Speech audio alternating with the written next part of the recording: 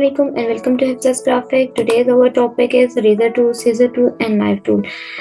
Razor tool आपने पहले पढ़ चुके हैं। हमारे पास फोटोशॉप के अंदर सिर्फ रेजर टूल होता था, जबकि इसके अंदर इलस्ट्रेटर के अंदर हमारे पास सीजर टूल और नाइफ टूल भी आ गया है। तो इसको हम स्टार्ट करते हैं। सबसे पहले मैं अपने पास कोई मैं ऑब्जेक्ट बना लेती हूँ। यहाँ से मैंने एक ऑब्जेक्ट ले लिया और इसके अंदर मैं इसका स्ट्रोक थोड़ा सा छोटा कर दिया, स्ट्रोक बहुत बड़ा, स्ट्रोक छोटा करके और इसके अंदर कलर फिल मैंने कर दिया है। अब मैं इसके ऊपर अप्लाई करती हूँ अपना रेजर टूल। ठीक है, रेजर टूल में अप्लाई करती हूँ। आप इसका साइज अपनी मर्जी से छोटा बड़ा कर सकते हैं एंगल ब्रैकेट से। अगर देखिए मैं एंगल ब्रैकेट की मदद से मैं इसको बड़ा कर रही हूँ और मैं आपको इसको रेज कर रही हूँ, जिस तरह आप फोटोशॉप के अंदर करते थे, तो इसका पूरे तरीके से आप इसे रेज कर देंगे। ठीक है, तो ये आपका रेज हो गया। लेकिन अगर मैं दोबारा आती हूँ, अगर मैं इसका साइज बहुत छोटा करती हूँ और अब मैं रेज करती हूँ, ये मैंने रेज कर दिया, तो देखिए उसने दो हिस्सों में से कन्वर्ट करके दे दिया है। आपके शेप को इसने दो हिस्सों में कन्वर्ट करके दे दिया। ये हिस्सा ये अलग हो गया, ये हिस्सा अलग हो गया। और अब डायरेक्ट सिलेक्शन टूल की मदद से आप इसके अमेंडमेंट कर सकते हैं। ठीक है, तो रेजर टूल ये होता है कि आपने अगर कोई पार्ट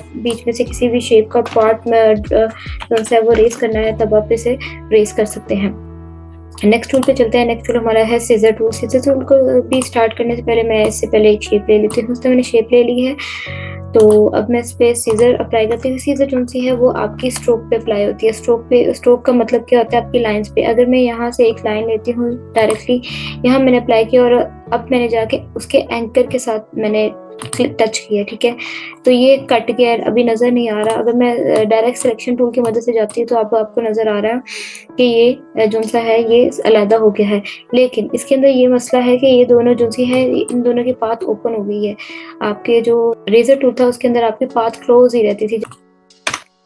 फिर मैं यहाँ से वही शेप लेती हूँ और इसके ऊपर मैं अप्लाई करती हूँ अपना रेजर टूल। ठीक है, ये मैंने रेज किया। ठीक है, बीच में से अगर मैं रेज करती हूँ तो देखिए इसकी पाथ क्लोज नहीं हुई है, इसकी पाथ क्लोज नहीं हुई है। ठीक है, इसकी अलग पाथ है, उसकी अलग पाथ है। जबकि अगर मैं यहाँ पे चलती हूँ अपने दूसरे टूल के ऊपर, अगर अपना सीजर टूल के ऊपर जाऊँ, तो ये देखें इसका जो सा पाथ क्लोज खुल गई है। और अब अगर आप इसके अंदर कोई भी चीज़ और अप्लाई करेंगे तो वो नहीं होगी।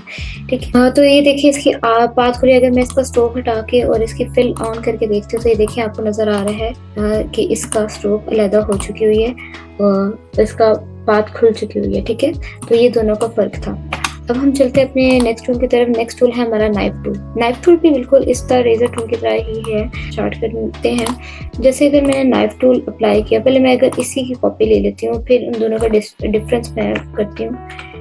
ये मैंने दो अप्लाई कर लिए। ठीक है, एक पे मैं सबसे पहले रेजर टूल अप्लाई करती हूँ। इस तरह मैंने इसको मैंने बीच में से कट कर दिया। ठीक है, और इस वाले के ऊपर मैं नाइफ लगाती हूँ। ठीक है, इसको मैंने अगर नाइफ लगाया तो बीच में से कट किया। ठीक है, इसके अंदर जो से अगर आप नाइफ लगाएंगे, अगर मैं इसका स्ट्रोक बहुत जीरो कर देती हूँ, अगर मैं इसके ऊपर सबसे पहले अपना रेजर टूल लगाती हूँ, इसकी स्ट्रोक जीरो कर देती हूँ, बिल्कुल जीरो कर देती हूँ।